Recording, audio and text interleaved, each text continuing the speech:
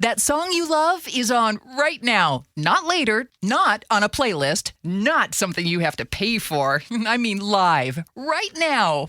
That's called radio. In Seattle, that's called Warm 106.9. Welcome to Talk Cosmos, the show where Sue Rose Minahan and her guests bring you insightful conversations to awaken heart and soul consciousness. Come journey with us exploring the meaningfulness of astrology's energetic cycles and get ready to understand your path in the cosmic roots of the stars.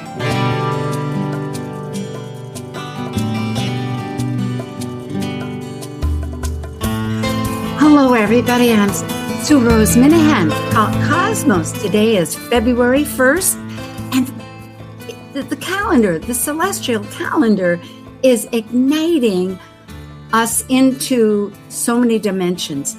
We are celebrating within a context of a solar eclipse in 2 weeks, the fire horse, the Lunar New Year, and our subject for today, just a few days after that, where there is a conjunction between our outer planets, the steady Saturn, and the seen and the unseen of Neptune, that are going to be at 0 degrees Aries. And that happens to be, as astrologers are well aware, and we're bringing attention to the general public, the beginning of the zodiac. It's a phenomenal affair, something that we've not experienced. It's routine as far as their conjunction, you might say, but not at the beginning of the zodiac. We'll talk a lot more about that in the future. And we do have a wonderful guest. We'll get all to that at this threshold that we're entering of consciousness is our intent to share. Thank you for joining. And now we're ready. We'll begin. In the first week of the month, Talk Cosmos ignites a conversation exploring planet cycle relationships in a cosmos to understand their archetypal consciousness and meaningfulness for individuals and the collective. Blending world events, mythology, and philosophy, these are the astrologers identifying the deeper impact of the planets buzzing in our daily lives. I'm Sue Rose Minahan, founder of Talk Cosmos since 2018. I'm an evolutionary astrologer, consultant, speaker, writer, vibrational astrology student, Dwarf Planet University graduate, Kepler Astrology Toastmasters Club charter member. I have a fine arts music degree plus a certificate in jazz. I'm an artist, musician, and certified color energy life coach. Especially, I love mythology and esoteric philosophies. And I'm Dr. Laura Todd. I work as a spiritually oriented psychological astrologer with students and clients around the world. As a counselor, writer, and educator, I love helping people recognize their inner strengths, take advantage of auspicious moments, and navigate times of challenge with greater ease. On my own podcast, Mythic Sky Storytime, I discuss astrology, mythology, and actualizing our full potential. Learn more at mythicsky.com. Plus, a special guest who we will introduce in just a short moment. And as the ancient Hermetic Code reveals, as below, so above. As above, so below. Hello, Laura, Dr. Tad. Hi. Yeah, thank you. This is a treat as we continue into this year. This is such an astounding celestial moment. You put on your calendar, Christmas and whatnot, but this is awakening. It's a moment. Yes? Yeah. As we'll talk about, it's a not all that common phenomena that we're stepping into. This is true. So we'll begin. Here we go. We have with us we have Dr. Stormie Grace. Hi, Stormie. Hi, nice to see you both. It is. I'm so glad you're Zooming or airing in from Spain. We're halfway across the globe in the ocean. Laura on the edge of the eastern continent of the North America, and you in Spain.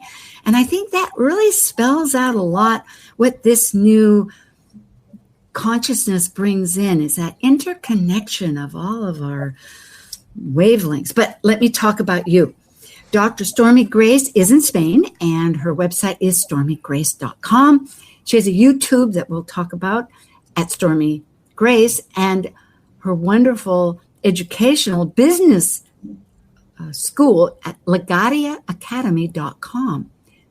Dr. Tad is mythicsky.com, and she has her YouTube at Mythic Sky Astrology, and myself, Talk Cosmos, and at Talk Cosmos. So Dr. Stormie Grace is a professional astrologer. She's a conference lecturer, both nationally and internationally, a keynote presenter, a workshop facilitator, and author with 2 books coming out, one on May 8th through Amazon. I just pre-ordered. You can do it too. And we'll have how to do that in the middle of the segment talk here. She's an instructor with a Doctor of Management, DM in Business. And that really, it informs her new school, or her school with Legatia Academy. And her YouTube is free. It involves a lot of education, astrofluency framework, and more than that, she loves Venus and dedicates Venus Reset, which is transformational program to help women. So look out for that. And I am pleased that you're sharing time with us as you do with Astrology Hub, Evolving Astrologer in Midheaven Magazine. It's a compact agenda. That's what happens when you get Mercury and Gemini in the 10th. There's going to be some busyness. We all have a beautiful Gemini. I think that's where we get along so fabulously. Jumping into this immediately, look at the solar system, folks. It's on the 20th of February from our planet here on Earth, where these amazing planets, Saturn, as you can see with the rings, is going to conjunct Neptune way out there, little blue iridescent at 0 degrees zodiac. So keep that in mind. But meanwhile, shifting back, when I researched on Solar Fire, which is one of the wonderful astrological softwares, it goes back to 5000 BC. And as of 4361 BCE, before Common Era, it also was at the 0 point with just 3 degrees, 3 minutes. How can we even begin to think about that? All we can realize, besides understanding what Aries is, and we'll talk about that, was this transition between the nomadic life working into civilization. Agriculture and settlements. There were really big towns, big cities with farming communities and domesticating animals and plants. They built, villages. I don't know about towns, but they had villages. So people were congregating and pottery and weaving. It wasn't yet for another 1,000 years that writing and the wheels started, but it was moving towards that destination. Any comments, or shall we go on? Well, I guess just to frame this, so this is a conjunction that happens roughly every 36 years, but its occurrence in Aries is really appears to be the least frequent of any of them. And it occurring at this degree, that's where Sue's bringing up this time period from 6,000 years ago. It hasn't been where it will be on the 20th in 6,000 years. And I did some research as well that to get it close, it was at 2 degrees in 593 BCE, which was the birth of democracy in Greece. Yeah. So huge. I appreciate that because it illuminates, it emphasizes the consciousness. That we can understand that tools help us become more conscious. And as I think back on history, and we try to organize our time differently, and we're certainly organizing according to how we think with the divinity. We'll jump to this in just a moment. because what you're bringing up is so important. And if I can, we'll jump back, jump forward. Time has no sense.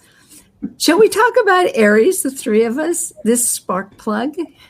Stormie, you have some thoughts? Oh, yeah. Well, if you're going to talk about Aries, you're going to definitely have some thoughts. But thinking about just the vibration of Aries, one of the things I'm the most excited about is realizing that Aries is one of our masculine signs, and coming here at the 0 point, the start point of masculine energy, the start point of doing, of leading, of pursuing and initiating forward. You know, it feels like at the very beginning of the Aries energy, it's not just an astrological event. Instead, it's a bit of a collective chapter where a whole identity around these concepts get new leadership, new reality, new spirituality behind them as well. And I try to remember that, you know, at least through the Roman lens, when we're talking about Aries energy, Aries was seen as the sacred gardener, not just as the warrior, but as the sacred gardener as well. So thinking back, even 6,400 years ago, you know, we had new agriculture going on. I think that we find ourselves in the same terrain as something entirely new is being born into the world at the Aries point right now as well. I love that. Yes, as far as growth, because really that little seed that came out of the Piscean energy wants to sprout and is digging its roots in. That is so true. And our idea of Aries, as far as evolutionary goes, not evolutionary, but vibrational by astrology, is that it wants honesty. Aries wants honesty and to know where you're coming from. So changing our concept, introducing, just like what you're saying here, that it's a gardener. Yeah, and I think too, there's a part of it, if we think about Aries or Eris, the god in Greece for Mars, this piece that he's also the god of the quest. Mm-hmm. He, you know, like, yes, he's the god of war, but not necessarily aggressive in terms of instigating war. It's like going to fight on behalf of something or someone, going after something, that there can be that questing, seeking energy that, as the cardinal energies, all the cardinal signs have that sort of questing energy. And so there's that part of it too, of like striving forward, going towards something that we don't know what the finish line is. You're just going ahead anyway. You know what I like? Oh, were you finished? I'm sorry. Okay, good. I love this idea that perhaps we'll start reframing our definitions. Like, why call him the god of war? It just immediately puts so much connotation into, and I'm not questioning you, Laura, because but just recognizing that it's a larger context, because I really identify with this idea of defense and causes, and the idea of the exploratory, the pioneering, the way of becoming the identity. You know, so much of it, and the conquest and of growing, really new self, new purpose, that it can, and again, going back to vibrational astrology, bump into what somebody else might be thinking, which can then have a conflict, but that isn't the intention. So at any rate, I present that to the world at large. Perhaps this whole era will start redefining, getting away from some of the cliches to open up a larger understanding.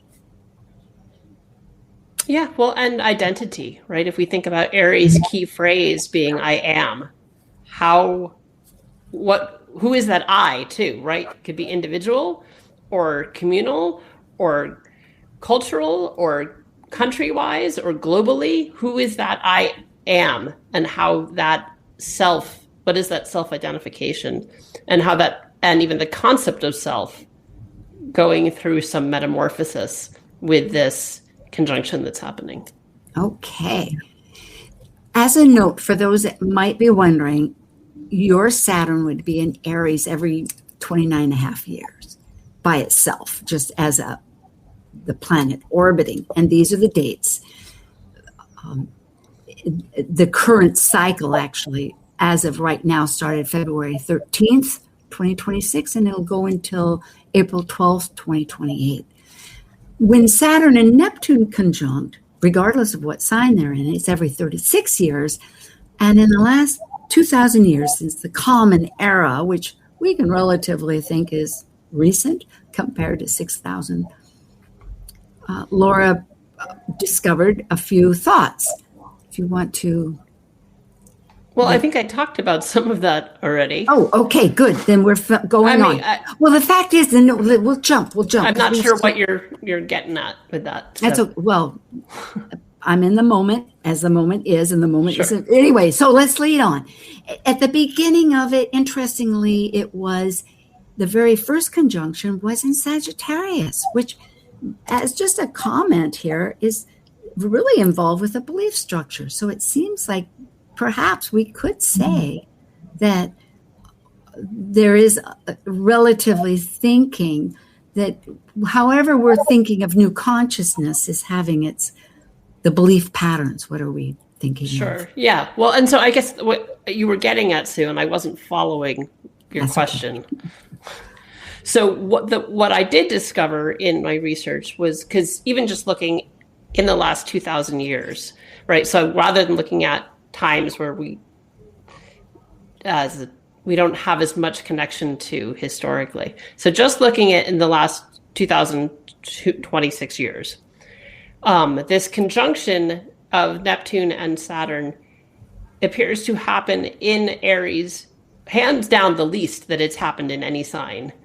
And it was tied with Gemini. The next one is in Gemini, but it didn't even start in Gemini till the 1200s.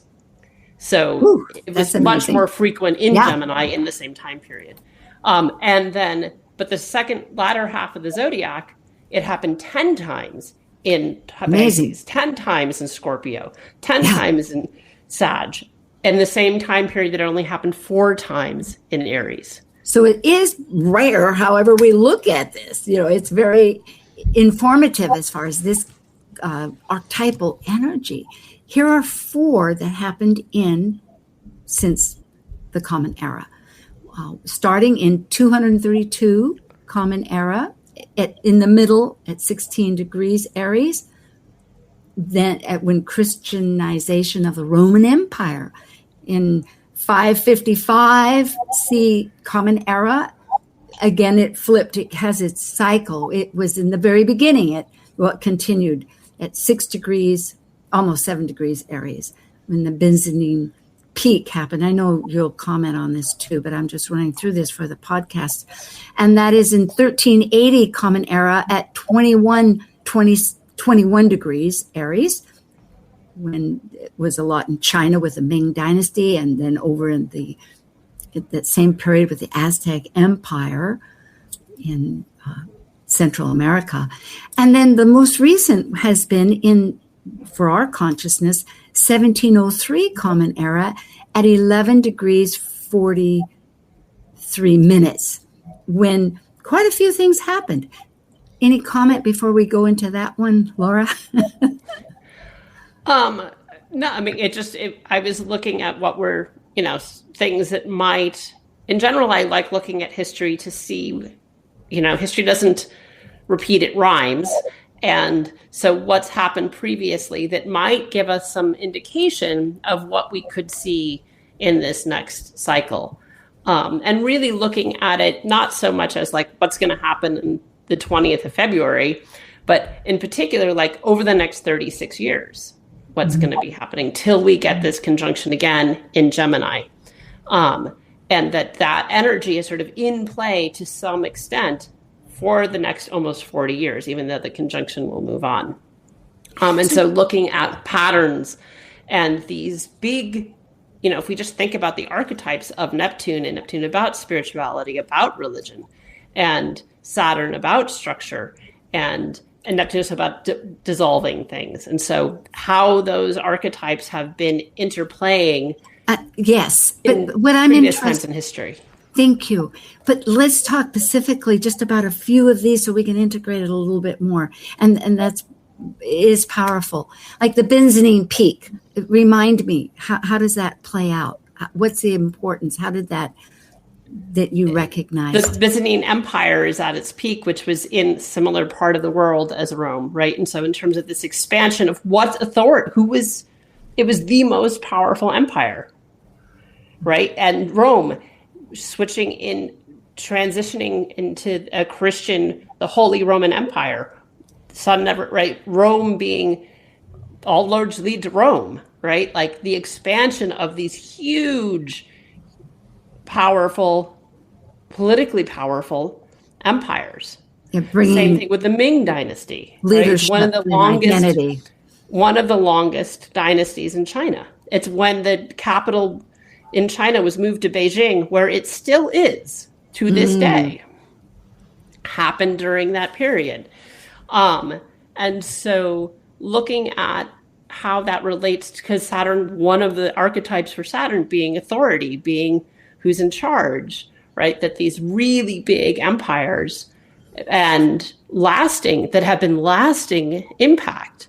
Yes. With this Aries point, with these Aries energy of going forward and the spreading of it, you could even say the disseminating of it, that's very cool. Aries. So with beautiful. These wide breadth empires. Yeah. So in 1703,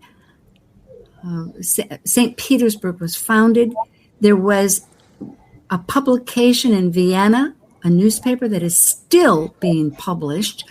And on this continent, before the United States was even a reality, the first Lutheran pastor was ordained, which to me, in a sense, when I think of the Lutheran religion, he said, hey, you don't need to go to a priest. It inspired the Reformation.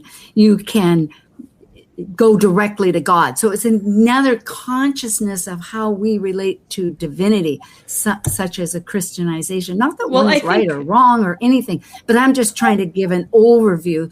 And in particular with Luther, right? It's like you individually, Aries, didn't need the priest. Yes, exactly. Right? You can be your talk own to leader. God on your own. Yep. You didn't need to go to the priest. Yes, so that like feels that. very Neptune Aries energy to me in some ways. We have a few minutes here. There's so much packed in here. But looking at the chart itself, it's maybe we have some. Stormie, put you on the spot here if you have some ideas how you want to interpret that.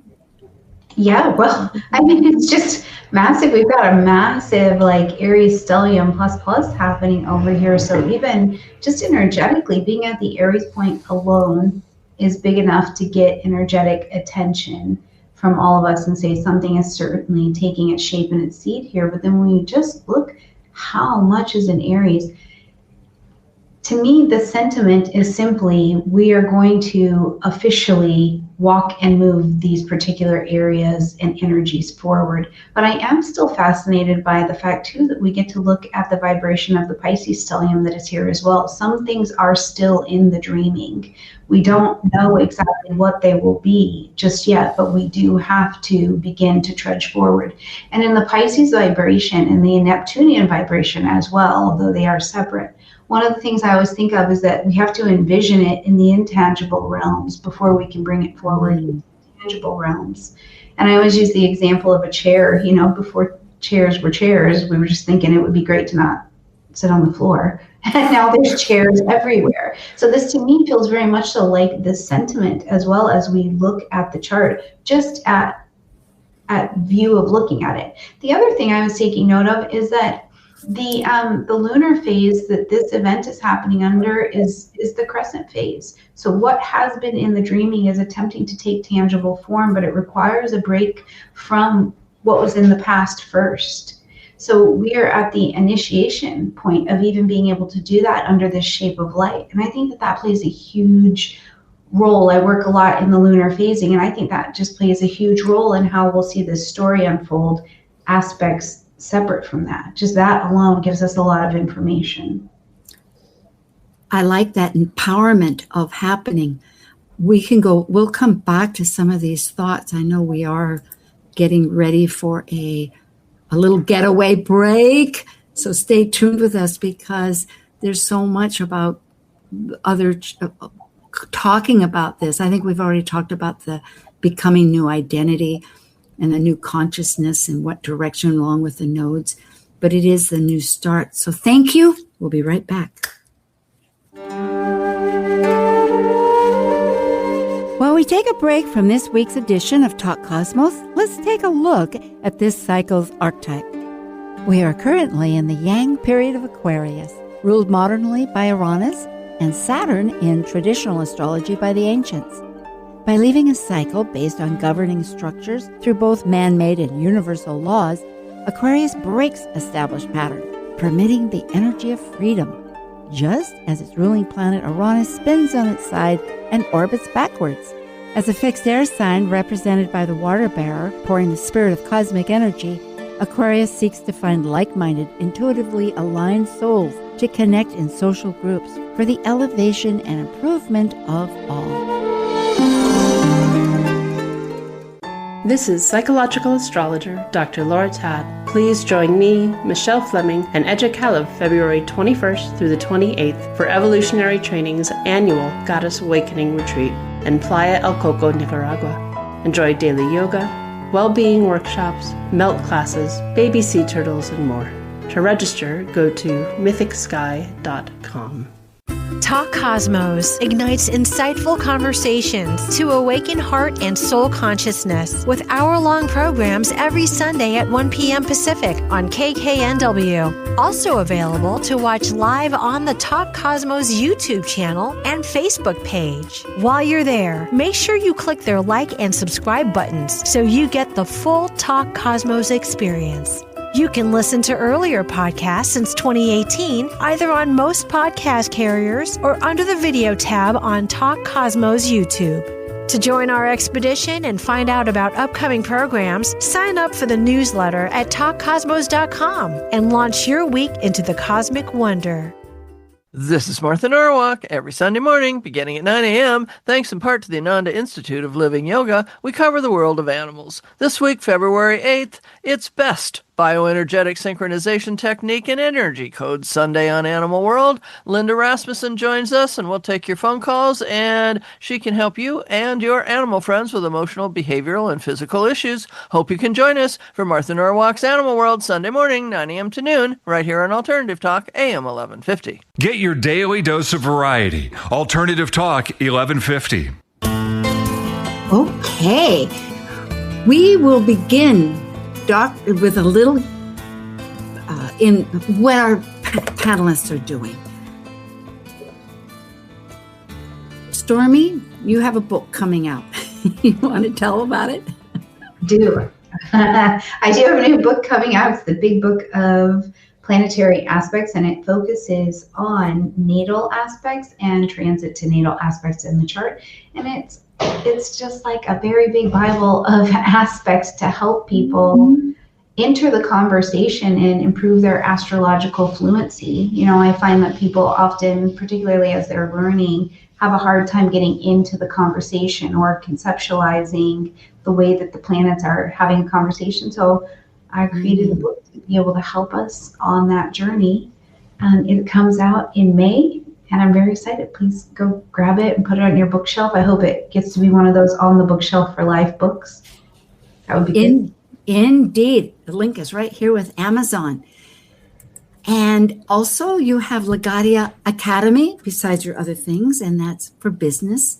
Yes? It is. Yes, I absolutely just champion the world of astrologers and creative entrepreneurs running businesses that are aligned but also profitable. I think we've done an amazing job passing our craft down to each other, but we needed a bit more in the business area. And I absolutely love business and helping people build businesses that are right for them. And that's what we do in Legatia. There's no astrology. It is simply about business, but I only work with creative people. So I would love to help anybody who's looking to build something that's their own.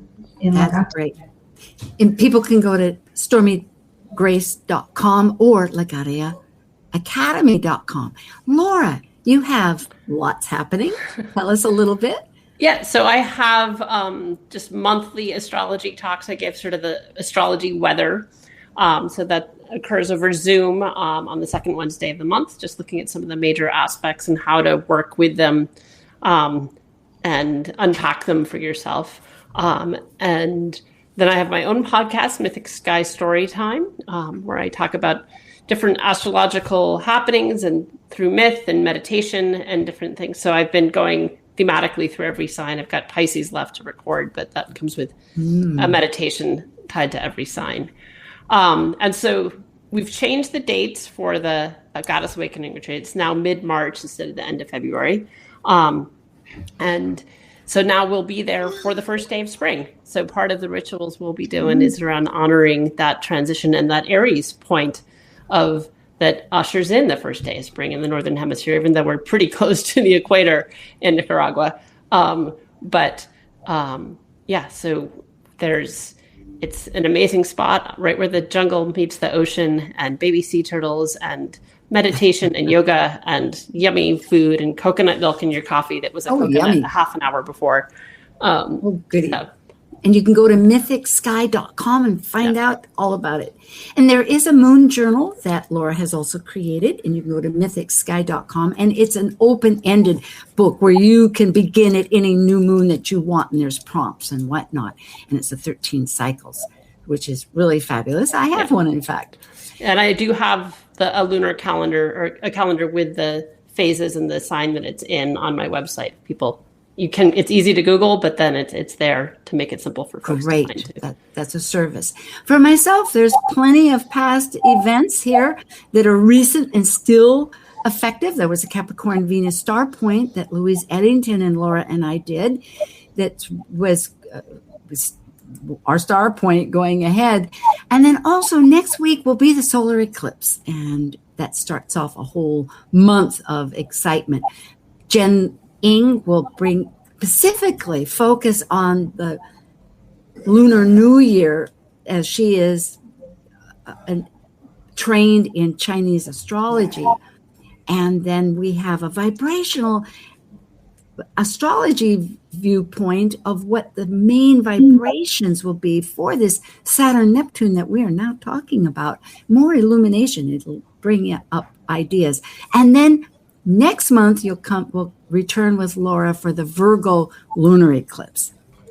Well, we have right now, besides what we talked about, as far as those ideas with the chart itself, I have the chart on the inside and 2 charts with the United States on the outside, and then 2 charts with Spain on the inside, because this is a world event.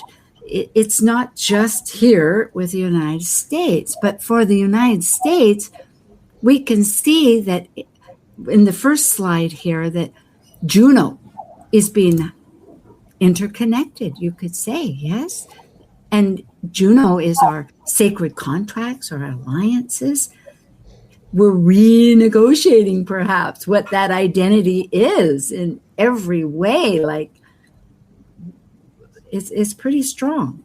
Yeah, well, and I think, the Mars trine, Mars is, it's in less than a degree, or about a little more, it's about a degree of a trine. And that, speaking to that particularly, like Mars being the planet that we associate with Aries, and so that being this thread that so not only is this happening at the 0 point, of Aries, but then the Mars is really involved. And how are we going to be proactive? And that this idea that, yes, there's this gestational period that Stormie was like, oh, we don't quite know everything because we've got all this stuff in Pisces, and so it's still forming, and yet we're going to be asked to maybe take action even if we don't quite know where we're headed yet.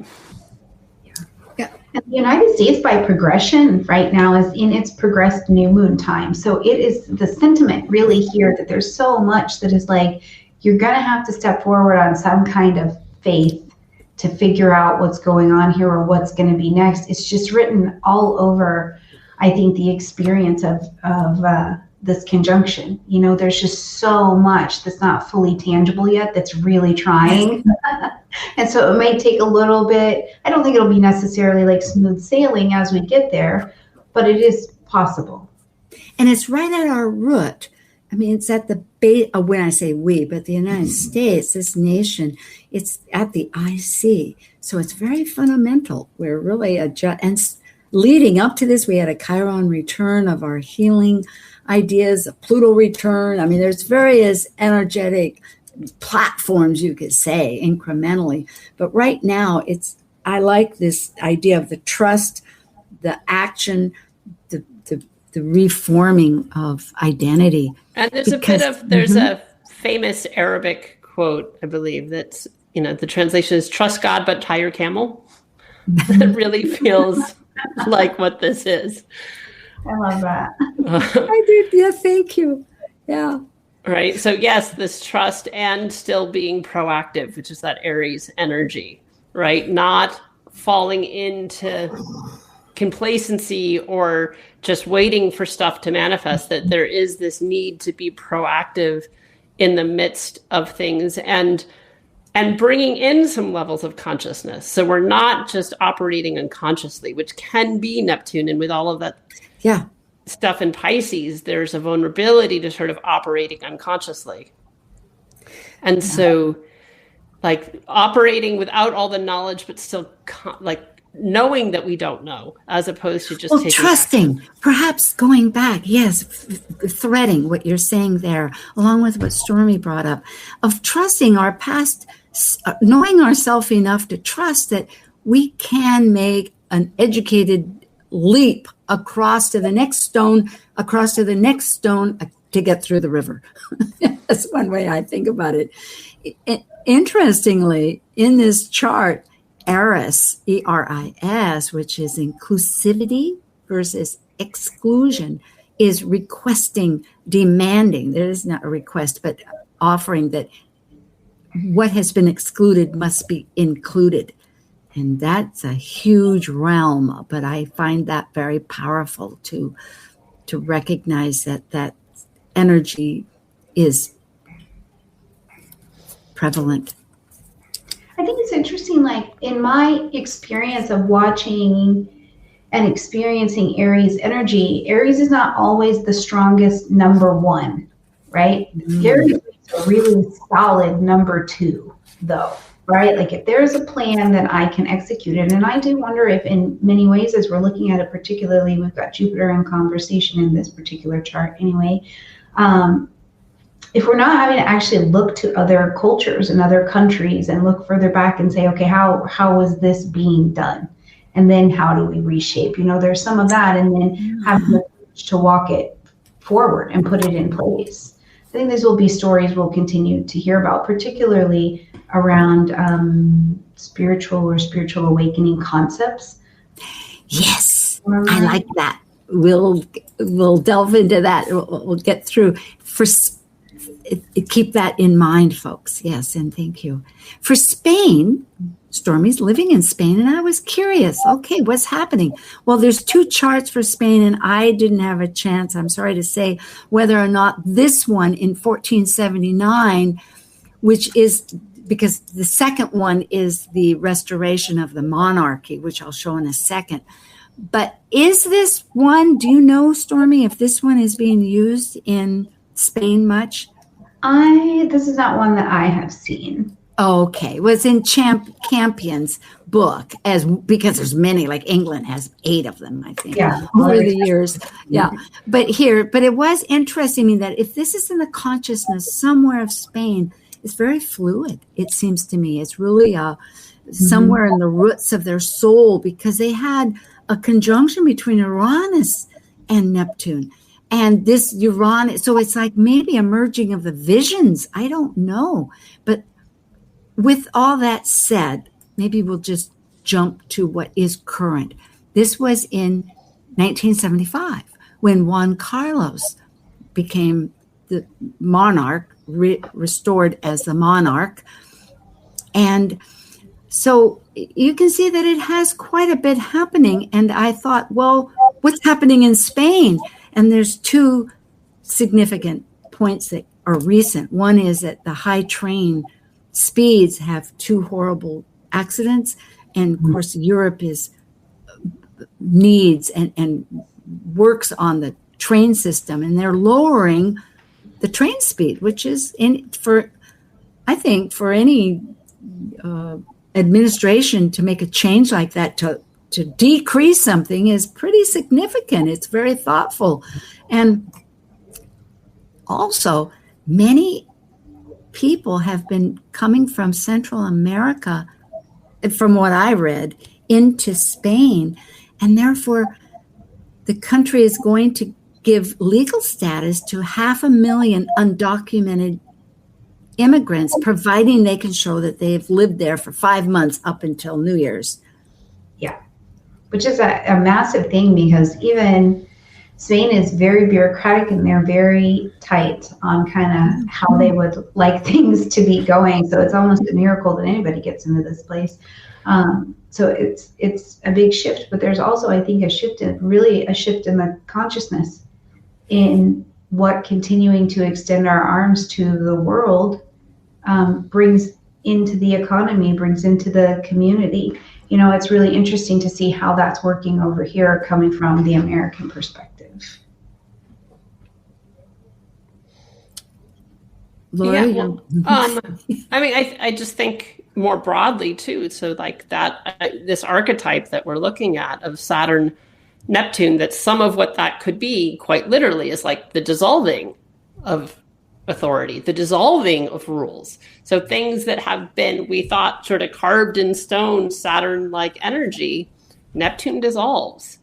And so the old way of things being done, that Saturnian old way has that potential to sort of end in Aries quickly, right? Aries is such fast energy.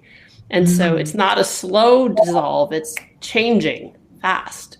And maybe, you know, even if the train speed is slowing, it changed quickly, right?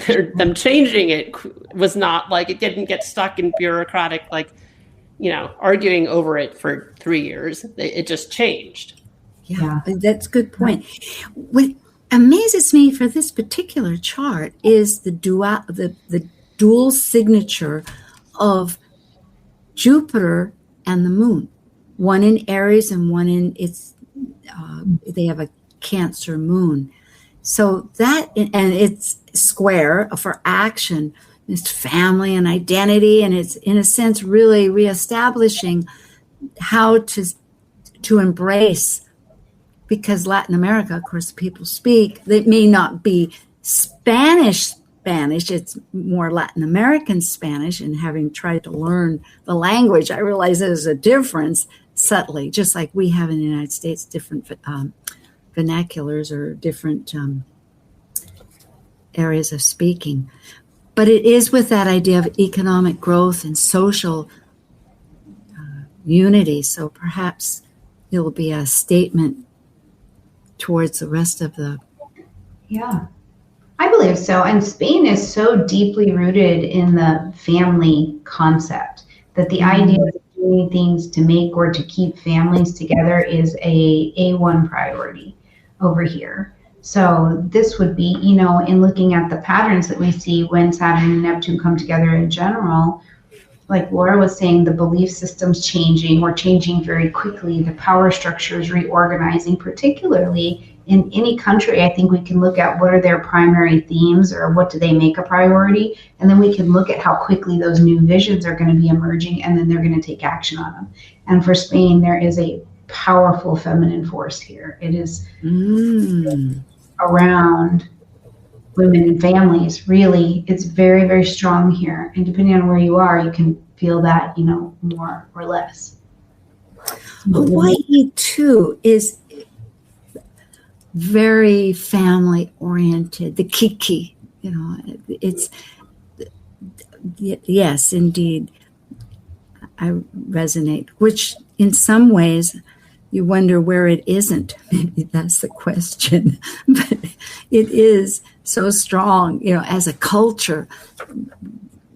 Yeah, here. Laura, you've got ideas? Well, just thinking about the feminine and how we were talking earlier, Sue, when we did a little pre-chat of like some of the shifts we may see may be about the feminine coming in new ways in what's been traditionally not open to women in terms of in religion, right? That they just swore in the first female archbishop in Britain ever.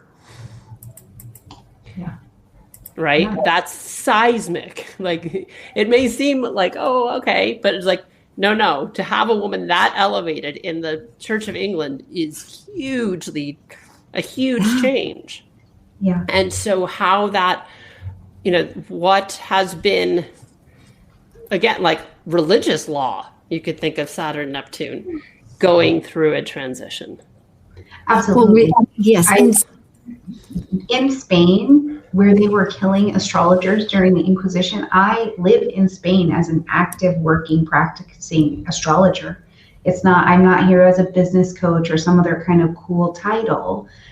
I'm an astrologer and was welcomed right in. And I think that is exactly like you're saying, Laura, this spiritual law is really different because they were killing our people for a while. Yeah. Yes, and I love the idea of spiritual versus religious, just as a comment, because religion by definition says you need a deity, one which gives us pyramid system, but whereas we do consider it, but the spirituality of it just as a reference. Yeah, and so I think, just even individually, one of the things this conjunction could mean is individual spiritual discipline.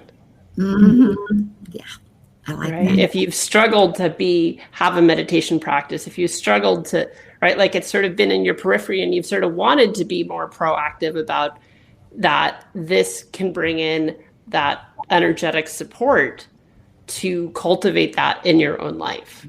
Particularly because it's experiential. It goes back to what the Martin Luther was, that you don't need to have an intermediary person as a priest. You could do it directly, experience it. And again, with bringing in a spiritual practice, such as you're saying, it is that experience of growth, the personal experience that one would desire. I brought this chart back up just for your reference because of Ceres, bringing in the mother element that you're both speaking of, because I know in our conversation too, she is right there conjunct, which is a dwarf planet in between Mars and Jupiter in the asteroid belt, but truly a dwarf planet or personal dwarf planet as it's been expressed. And she is conjunct with Chiron, within a degree, close in degrees, and Eris in Aries, along with all of its, sextile, we could say, connected with that energy of Mars that in astrology rules, or I don't really like that word rules, but guides, Mm-hmm.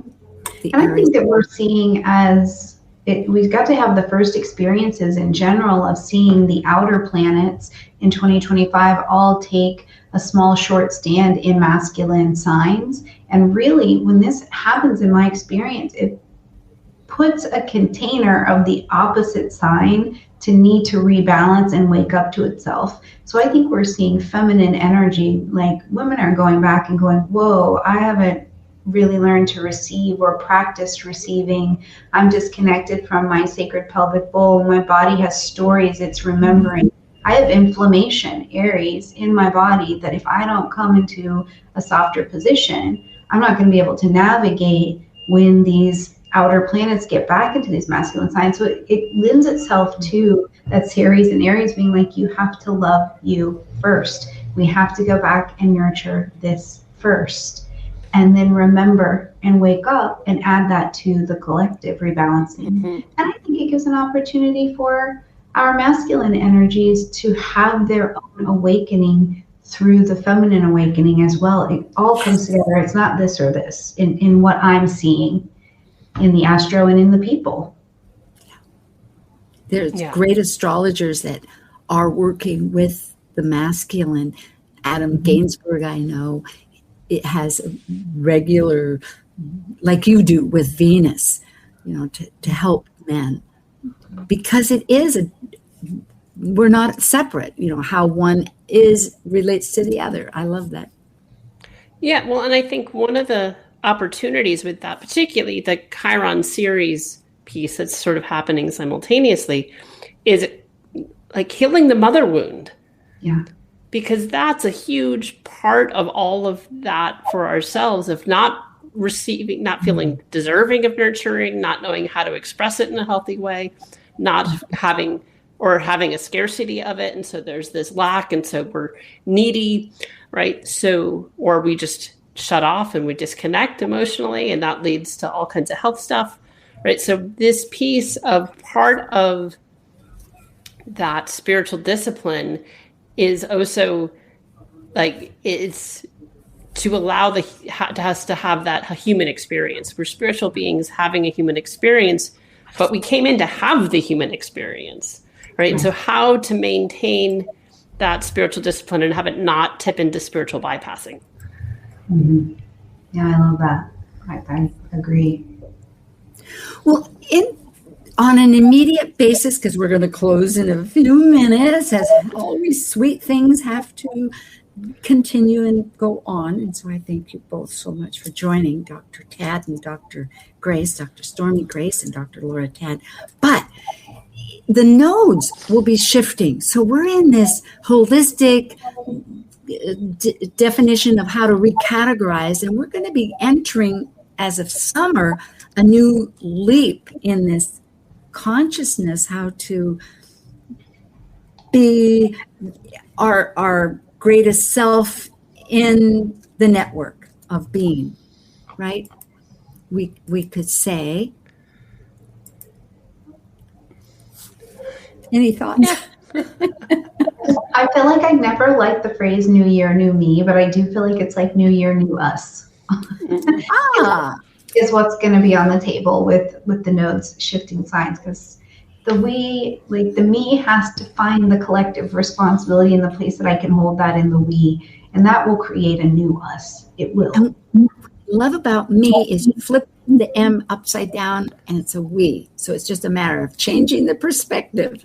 When you brought up the chair, I have to bring up that I had seen during the Middle Ages, people didn't have chairs, and they would carry with them a chair so they could sit down. It was mind-blowing. So when you bring that up, I thought with ancient older cultures. Laura, you have a idea here? I'm trying to think of how to a thread to that. Or anything. But yeah, well, I just think, it'll be an interesting way of seeing how this manifests and being proactive with it, with the Aries. And yes, trust. Go ahead. I'm excited. And because Aries is fast moving, it's like whatever shift is happening, it's like it's going to keep changing. So if you don't quite like where you've landed, give it a minute. It's going to, right? Like that was the, New England, the phrase was like, you don't like the weather, wait a minute, right? It's always going to change. So that's part of this evolution, is it's not stagnant. It's a fire cardinal sign. It's going to keep moving and keep evolving. Thank you again, and love to all. Thank you. Thank you for joining this vibrant and insightful conversation on Talk Cosmos, the show where Sue Rose Minahan and her guests awaken consciousness by connecting heart and soul consciousness patterns with astrology's energetic cycles. Be sure to tune in next week, same time, same place, to continue your journey through the roots of the cosmic pathway.